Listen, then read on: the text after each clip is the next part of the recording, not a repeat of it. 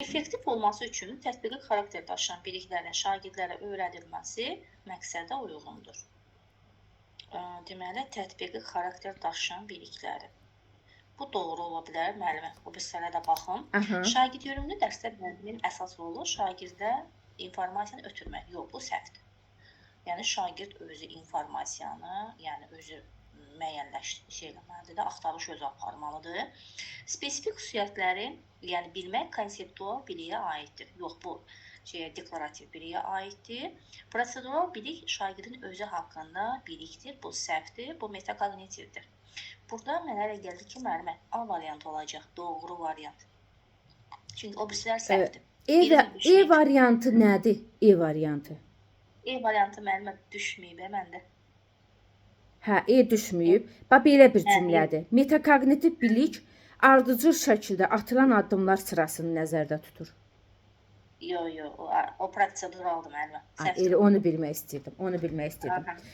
Burada düzgün seçdiniz Fidan müəllimə. Doğru cavabımız A variantıdır. İndi mən bir dənə A variantına açıqlama vermək istəyirəm. Bax, bizə deyir ki, effektiv olması üçün tətbiqi xarakter daşıyan biliklərin şagirdlərə öyrədilməsi məqsədə uyğundur. Biz niyə deyirik ki, kurikulum bilik yönümlü yox, tətbiq yönümlü olmalıdır. Şagird praktiki olaraq tapşırıq. Bax, biz pedaqoji fəaliyyətdə, pedaqoji tələblərdə də dedik ki, məsələn, müəllim şagirdə tapşırığı, dərsi keçirir, amma tapşırıq etdirmir. Burada dedik hansı pedaqoji tələb pozulur? Tamlıq pozulur. Çünki mən mövzu olaraq keçdim, üzündən oxutdum, amma şagird onu tətbiq etmədi. Burada nə eləcə oxuya getdi, nə şuurlu oxu formalaşdırdım, nə ifadəli oxu formalaşdırdım və yaxud da tənliyi keçmisən, eləcə tənlik nəyə deyilir, özün izah verdin, amma şagirdi çıxardıb lövhədə onu işlətmədin. Praktiki yerinə yetirmədin. Onda hansı keyfiyyətli öyrənmədən danışır? Bir şagird ki, öyrəndiyini tətbiq edə bilmirsə, bir müəllim ki, şagirdə praktiki olaraq tətbiq etmə tapşırıqları vermirsə, o dərs yarımçıq qalmış bir dərsdir. Yəni, orada öyrənmənin keyfiyyətindən biz danışa bilmərik. Ona görə də, yəni, məqsədə uyğun olması üçün şagirdlərə praktiki olaraq tapşırıqları vermək lazımdır. Bizim tənbəl Aygün müəlliməmiz indi qoşulub. Neyniyə? Kimə şikayət eləyək bu məsələ ilə bağlı? Elə özümə deyin, axşamınız xeyir. Axşamınız xeyir, müəllimə. Özümə deyin özümə. Hə, elə sizdən şikayətim var. Dərsin sonuna qoşulmusunuz müəllimə. Həm qrupumuzun sonuna gəlib çıxmısınız, həm də dərsimizin.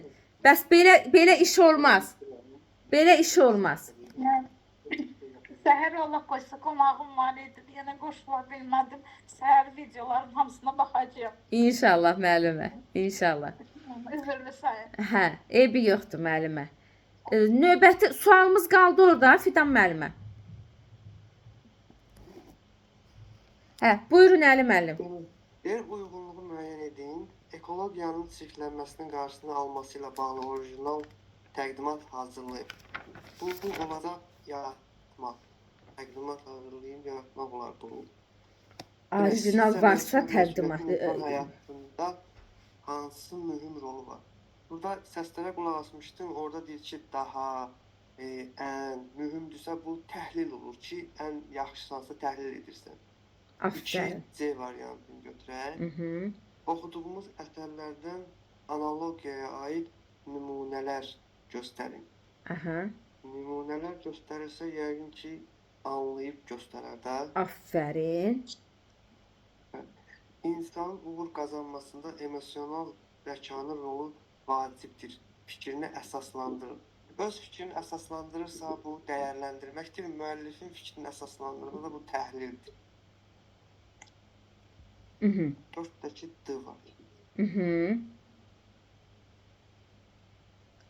Doğru. Bir də faktlara əsaslanma varsa, o da təhlildir. Faktlarla əsaslandırırsa, bəli, təhlildir. Öz fikrini əsaslandırırsa, dəyərləndirmədir. Fakta əsasən əsaslanma bir mənalı şəkildə təhlil mərhələsidir. Bir də ən mühüm, ən vacib təhlildir. Bir də müəllifin mövqeyi təhlildir. Doğrudur. Heç də qruplaşdırmaq lazım deyil. Orada ardıcıllığı dediniz Əli müəllim. Təşəkkürlər. Növbəti sualımızı oxusun Aytaç müəllimə. Deyir ki, 24-də. Mhm. Müəllim rəmzlər hərəkatını tədris edir və şagirdlərə Məhəmməd Sunlunun Babək əsərində baş obrazı tarixi şəxsiyyət kimi necə təqdim etdiyini müəyyənləşdirməyə tapşırır. Deməli,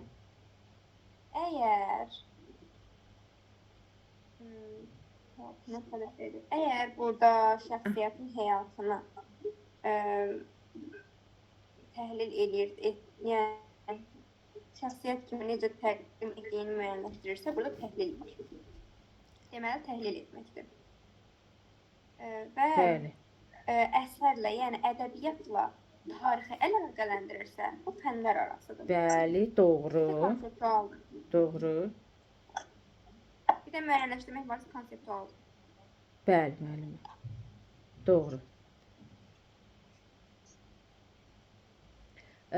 İnteqrasiyadakı fənlər arası inteqrasiyadır. Çünki tarix fənni ilə ədəbiyyat fənninin arasında olan inteqrasiyadır. Bəli, dedim. Doğrudur. Sonra növbəti sualı deməli oxusun Fidan müəllimə. Yazdınız Xəyalə müəlliməyə, Aytaç müəllimə. Xəyalə müəllimə, yox, yazdım. Qrupa yazdım, etiketlərim daha doğrusu. Aha. Sevinç müəllim. Yaxşı. Xəyalə müəllim etiketləyim, yoxsa şəxsinə yazdım? Şəxsinə yazın. Bizdən xəbər olmaz. Yaxşı. Buyurun Fidan müəllimə. Oxuyuram müəllimə. Deməli, cədvələ əsasən uyğunluğu müəyyən edin. Bu metakognitiv bacarıqlardır da. Aha, şagird öz fəaliyyətini müşahidə etdikdə daha yaxşı nəticə əldə etmək üçün informasiya ala bilər. Bu doğrudur da müəllimə. Yəni daha nəticə əldə etmək üçün informasiyanı ala bilər. Bu doğrudur. Şagird öz fəaliyyəti ilə bağlı rəy aldıqda fəaliyyətinə diqqət yetirmədiyi məqamları aydın görə bilər. Rəy ala bilər də müəllimə şagird. Əlbəttə. Əlbəttə kənardakılardan rəy ala bilər. Yəni özündə olan o nöqsanları da hətta görə bilər. Aha, yanlış. Planlaşdırılan fəaliyyət bir çox hallarda ona görə uğurlu olur ki, bu zaman atılan addımlar effektiv şəkildə istiqamətləndirir. Burada da müəllimə planlaşdırılan fəaliyyət bir çox hallarda ona görə uğurlu olur ki, bu zaman atılan addımlar effektiv şəkildə istiqamətlendirilir. Bu da doğrudur da müəllimə. Doğrudur da müəllimə. Bəs planlaşdırılan fəaliyyət niyə uğurlu olur? Çünki ardıcıl şəkildə gedir. Bəli. Aha. Emosiyaları tanımaq və idarə etməyə bacarığı şagirdin sosial həyatında faydalıdır. Bu da doğrudur da müəllimə. Bu da emosiyaları. Bu bizsiz nə deməkdir? Bu metakognitiv bacarıqlarda var özünü tənzimləmə. Orada emosional, yəni emosiyalarını şagird tanımalıdır və onları idarə etməlidir. Çünki bax bu gün deyək ki, məktəbdə şagird deyək ki, məsələn 7-ci sinif, 6-cı sinif uşağıdır. Oturur məsələn test işləməyə, oturur hansısa bir tapşırıq yazmağa. Baxır ki, uğursuzluq, baxır səhvləri, baxır eləyə bilmir, çətinliyi var. Ağlayır, depressiyaya düşür, məyus olur. Əşi bu mənlik deyil deyib geri dönüş eləyir. Amma emosiyalarını idarə etmək. Sabahlarım həmin şagird yenə bir ailə, uşaq sahibi olanda, yenə bir sosial mühitdə hansısa bir çətinliklə qarşılaşanda yenə həminki vəziyyəti təkrar eləyəcək. Eləcə bu mənlik deyil, geri dönəcək. Bu işi mən bacarmıram, geri dönüş eləyəcək. Amma emosiyalarını tanıyanda, idarə eləyəndə, məsələn, uğursuzluq heç nəyin sonu deyil. Hər şey, yəni hər bir uğura gedən yol çətinliklərdən keçir. Və bundan başqa da o bəzən baxırsan ki, o insanlar məyus olur və eləcə də uğura getməkdən yəni geri dönüş eləyirlər. Bax burada metakognitiv bacarıqlarda bu öz əksini göstərir. Bax onu demək istəyir ki, emosiyalarını tanımaq, idarə etmək şagirdə sosial həyatında da lazımdır. Həm məktəbdə, həm sosial həyatda lazımdır ona. Ki sabah hansısa bir həyatda da bir çətinlik görəndə o geri dönüş eləməsin. Emosiyalarını idarə eləyə bilsin. Məyus olmasın. Bəli. Aha. Onda mənim burada olacaq 1-lə 2. 1-lə 2. Çünki cavablarımız hamısı doğrudur. Bəli. 1-lə 2 olacaq. Doğrudur müəllimə. Sonra qaldı orada sualımız. Verilmiş sual nümunələrindən hansı onlarda metakognitiv bacarıqların inkişafını təşviq etmir? Qarşılaşdığın problemi səmərəli yol ilə həll etmək üçün hansı üsullardan istifadə edirsən? Bu eləyir. Çünki o özünə necə uyğundursa onu seçməlidir. Aha. Öyrənmə prosesinə nəzarət etmək üçün gedişatda hansı amillərə diqqət yetirirsən? Bəli, bu da öyrənmə prosesində nəzarət üçün bu da olacaq, metakognitiv deyil. Yoldaşlarının diskusiyada iştirakının onların inkişafında rolunu necə dəyərləndirirsən? Burada biraz qalmışam. Yeni məlumatları öyrənmək üçün fəaliyyətdə hansı tənzimlə edirsən? Bu da var. Yoxsa eyni bir dənə tam bilmək istəyirəm, nə düşüb oradan? Hər hansı bir fəaliyyət zamanı nəyi bilib bilmədiyini necə müəyyənləşdirirsən? Nəyi Nəyi bilib bilmədiyini necə müəyyənləşdirirsən? necə müəyyənləşdirirsən? O da məlumat Müəyyənləşdirmək, burada C-də dəyərləndirmək 100% metakognitivə gedir. Yəqin ki, elə E variantı olacaq. Aha. Mənim bir şey deyim. Deyim. Burada yoldaşlardan sözü var. Hə. Burada özü getmədən yoldaşlarla diskusiyada iştirak edir. Əlim tam olaraq yeni sonradan qoşulduğu üçün tam olaraq bu mövzu mahiyyətini başa düşmür. Mən bir dənə burada bir dənə qəşəng açıqlama verim sizə. Bax əlim. Ümumiyyətlə metakognitiv odur ki, bayaq bilikdə gördünüz, qəşəng açıqlamışdınız o bilikdə. Özü haqqındadır. Şagird öz öyrən. Qulaq asmısınız, ona görə onu bilir. Nəyə qulaq asmamısınız? Bu metakognitivə qulaq asmısınız? Yox, elə bilirdim, onu bilirəm, ona görə tam qulaq asdım. Ay sağ ol. İndi qulaq asarsanız bu gecə, sonra yatarsınız. Burada müəllim, bax, nədir məsələ? Cavablarda bir dənə biz nə axtaracağıq? Şagird özü üçün, öz öyrənməsi üçün nə isə cızırmı, nə isə yol axtarırmı?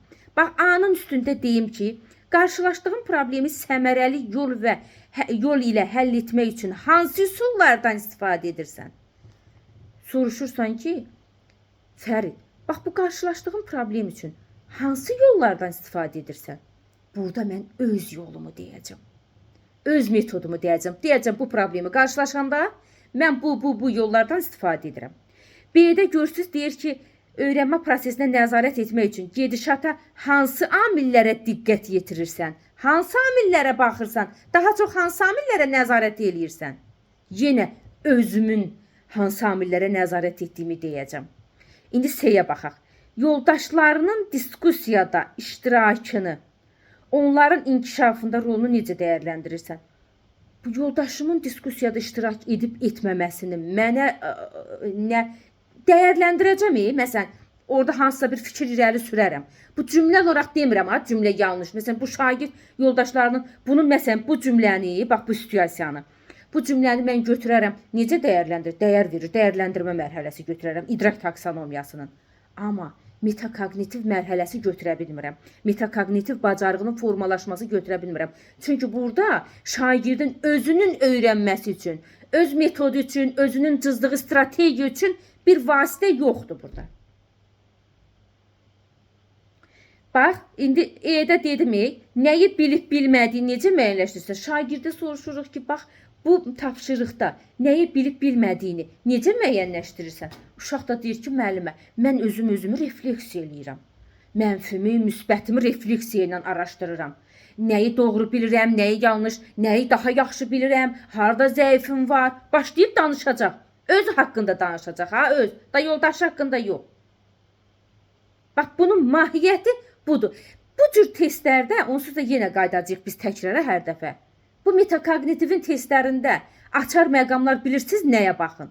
Ancaq öz üçün, özümün öyrənməm üçün, öz yolum üçün, öz metodumu, öz strategiyamı cızdığım hissələrə baxacağam.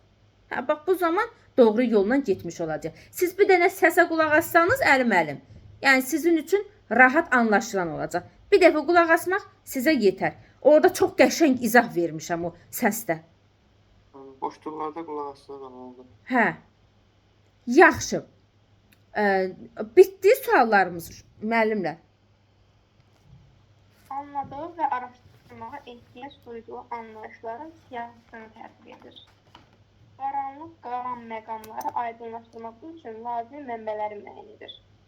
İstifadə strategiyaları effektivliyinə görə qruplaşdırır.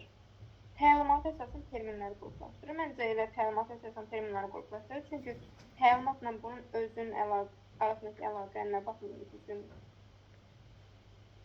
Bax, digərlərində nə isə eləyir. Bax, tapşırığı yerinə yetirmək üçün xüsusi vaxt intervalı. Məsələn, özümə vaxt qoyuram. Deyirəm ki, 15 dəqiqədə bu 5 tapşırığı yerinə yetirəcəm. Özüm üçün nə isə elədim, öz öyrənməm üçün. Görsən, burada da deyir ki, deməli, anladığı və araşdırmağa ehtiyac duyduğu anlayışın siyahısını özüm üçün yenə siyahı tərtib edəcəm. Ki, nələri araşdıracam yenə. Amma E-də təlimata əsasən termin qruplaşdırmaq hazır bir termindir də, hazır bir təlimatdır. Terminləri götürüb bu təlimata əsasən qruplaşdıracam. Məsələn, Azərbaycan dilinə aid olan terminlər, riyaziyyatın terminləri, musiqinin terminləri və s. Hazır. Yəni burada mən öz öyrənməm üçün bir yol çizmadım. Hazır bir məhsuldur, qruplaşdırdım. Bax, budur mahiyyət. Əsas məqsəd budur burada. Belə müəllimlər. Sonra suallarımız bitdi deməli buradan. Bəli, müəllimə. İndi bir dənə mən bəlkə sizi bir şifahi şəkildə də sual cavab eləyim. Razısınız?